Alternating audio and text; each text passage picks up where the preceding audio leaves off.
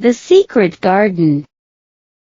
Part 4. When Mary woke up 2 days later, the wind and rain had all disappeared, and the sky was a beautiful blue. "Spring'll be here soon," said Martha happily. "You'll love the moor then, when it's full of flowers and birds." "Could I get to the moor?" asked Mary. "You've never done much walking, have you? I don't think you could walk the 5 miles to our cottage." "But I'd like to meet your family," Mary said. Martha looked at the little girl for a moment. She remembered how disagreeable Mary had been when she first arrived. But now, Mary looked interested and friendly. "I'll ask Mother," said Martha. "She can always think of a good plan. She's sensible and hard-working and kind. I know you'll like her." "I like Dickon, although I've never seen him. I wonder what Dickon will think of you." "He won't like me," said Mary. "No one does." "But do you like yourself? That's what Mother would ask." "No, not really. I've never thought of that." "Well, I must go now. It's my day off, so I'm going home to help Mother with the housework. Goodbye, miss. See you tomorrow." Mary felt lonelier than ever when Martha had gone, so she went outside. The sunshine made the gardens look different, and the change in the weather had even made Ben Weatherstaff easier to talk to. "Can you smell spring in the air?" he asked her. "Things are growing, deep down in the ground. Soon you'll see little green shoots coming up. Young plants they are. You watch them." "I will," replied Mary. "Oh, there's the robin." The little bird hopped onto Ben's spade. "Are things growing in the garden where he lives?" "What garden?" said Ben in his bad-tempered voice. "You know, the secret garden. Are the flowers dead there?" She really wanted to know the answer. "Ask the robin," said Ben crossly. "He's the only one who's been in there for the last 10 years. 10 years was a long time, Mary thought. She had been born 10 years ago. She walked away, thinking. She had begun to like the gardens, and the robin, and Martha, and Dickon, and their mother. Before she came to Yorkshire, she had not liked anybody. She was walking beside the long wall of the secret garden when a most wonderful thing happened. She suddenly realized the robin was following her. She felt very pleased and excited by this, and cried out, "You like me, don't you? And I like you too."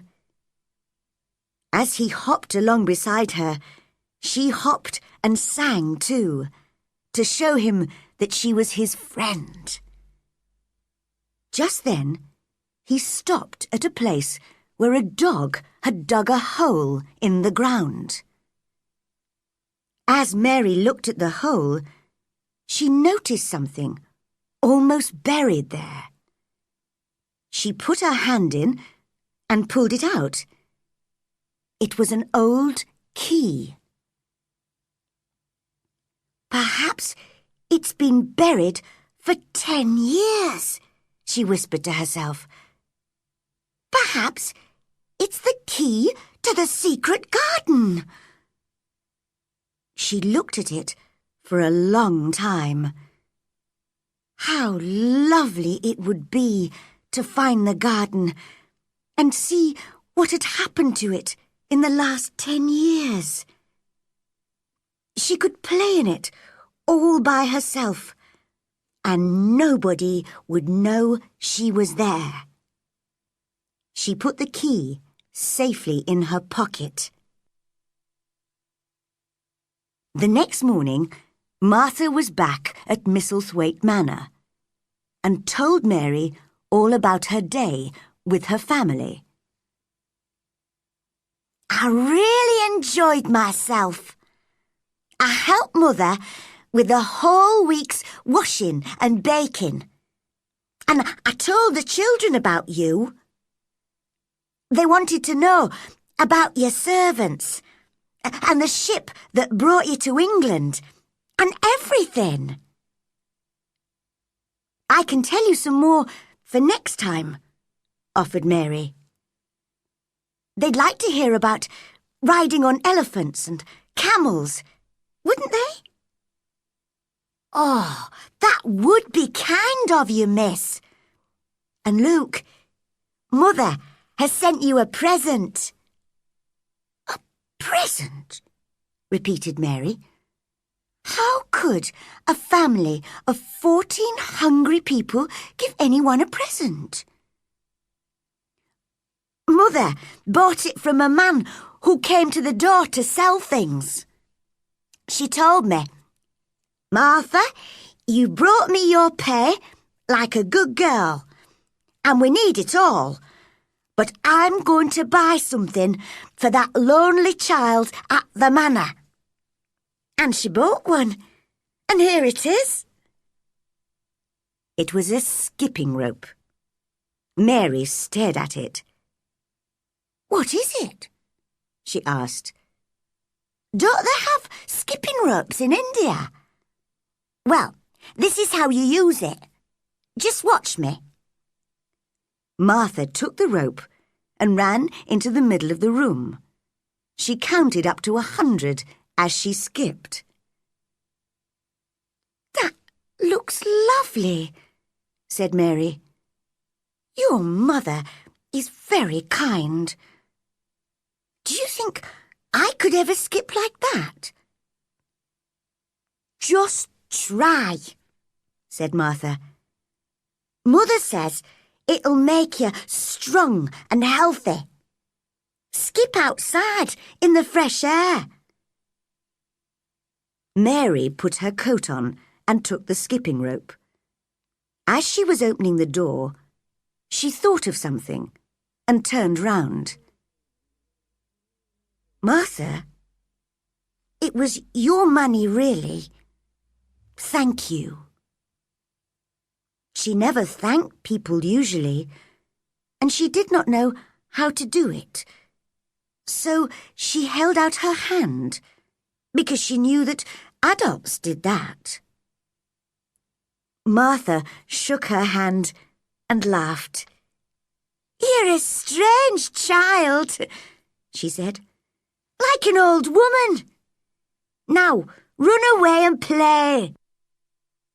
The skipping rope was wonderful. Mary counted and skipped and counted until her face was hot and red. She was having more fun than she had ever had before. She skipped through the gardens until she found Ben Weatherstaff, who was digging and talking to his robin. She wanted them both to see her skip. Well, said Ben, you're looking fine and healthy today. Go on skipping. It's good for you. Mary skipped all the way to the secret garden wall. And there was the robin. He had followed her. Mary was very pleased. "You showed me where the key was yesterday," she laughed. "I've got it in my pocket. So you ought to show me the door today." The robin hopped onto an old climbing plant on the wall and sang his most beautiful song. Suddenly, the wind made the plant move, and Mary saw something under the dark green leaves. The thick, heavy plant was covering a door. Mary's heart was beating fast, and her hands were shaking as she pushed the leaves away and found the keyhole. She took the key out of her pocket, and it fitted the hole. Using both hands, she managed to unlock the door. Then she turned round to see if anyone was watching. But there was no one. So she pushed the door, which opened slowly for the first time in 10 years. She walked quickly in and shut the door behind her. At last, she was inside the secret garden. It was the loveliest, most exciting place she had ever seen. There were old rose trees everywhere, and the walls were covered with climbing roses. She looked carefully at the grey branches. Were the roses still alive? Ben would know. She hoped they weren't all dead. But she was inside the wonderful garden in a world of her own. It seemed very strange and silent, but she did not feel lonely at all. Then she noticed some small green shoots coming up through the grass. So something was growing in the garden, after all. When she found a lot more shoots in different places, she decided they needed more air and light. So she began to pull out the thick grass around them. She worked away, clearing the ground for 2 or 3 hours, and had to take her coat off because she got so hot. The robin hopped around, pleased to see someone gardening. She almost forgot about lunch. And when she arrived back in her room, she was very hungry and ate twice as much as usual. "Martha," she said as she was eating, "I've been thinking.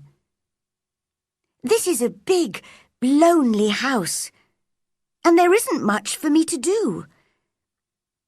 Do you think if I buy a little spade, I can make my own garden?" "That's just what Mother said," replied Martha. "You'd enjoy digging and watching plants growing. Dickon can get you a spade and some seeds to plant, if you like." "Oh, thank you, Martha. I've got some money that Mrs. Medlock gave me. Will you write and ask Dickon to buy them for me?" "I will. And he'll bring them to you himself." "Oh, then I'll see him." Mary looked very excited. Then she remembered something. "I heard that cry in the house again, Martha. It wasn't the wind this time. I've heard it 3 times now. Who is it?" Martha looked uncomfortable. "You mustn't go wandering around the house, you know. Mr. Craven wouldn't like it. Now, I must go and help the others downstairs. I'll see you at tea time. As the door closed behind Martha, Mary thought to herself, this really is the strangest house that anyone ever lived in.